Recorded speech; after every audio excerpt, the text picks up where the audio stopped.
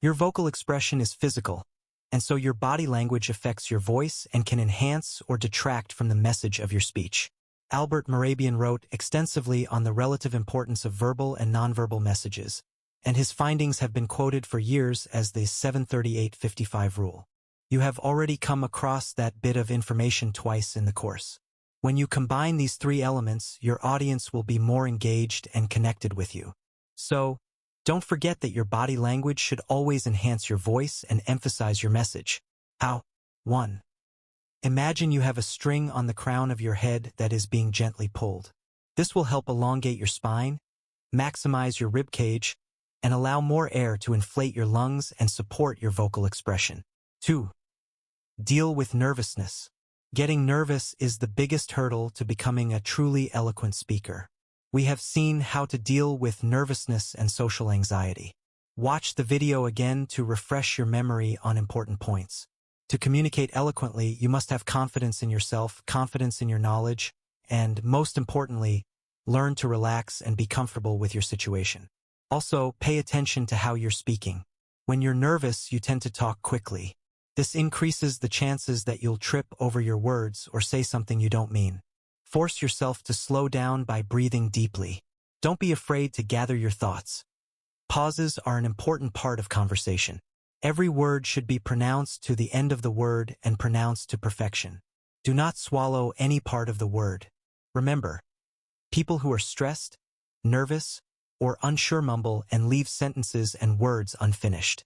3. Keep it simple, stupid. This principle, known affectionately as KISS, is commonly taught to anyone working in a communication-heavy field. Writers, salespeople, and public speakers swear by it, and for good reason.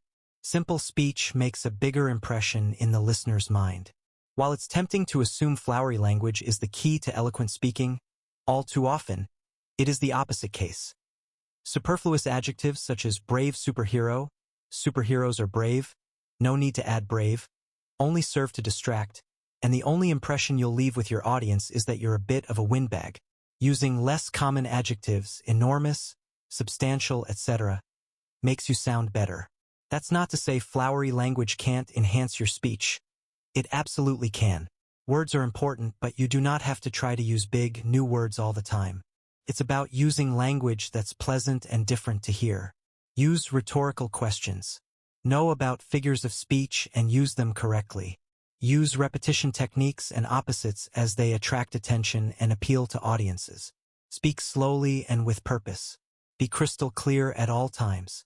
This is the difference between effective speaking and truly eloquent speaking.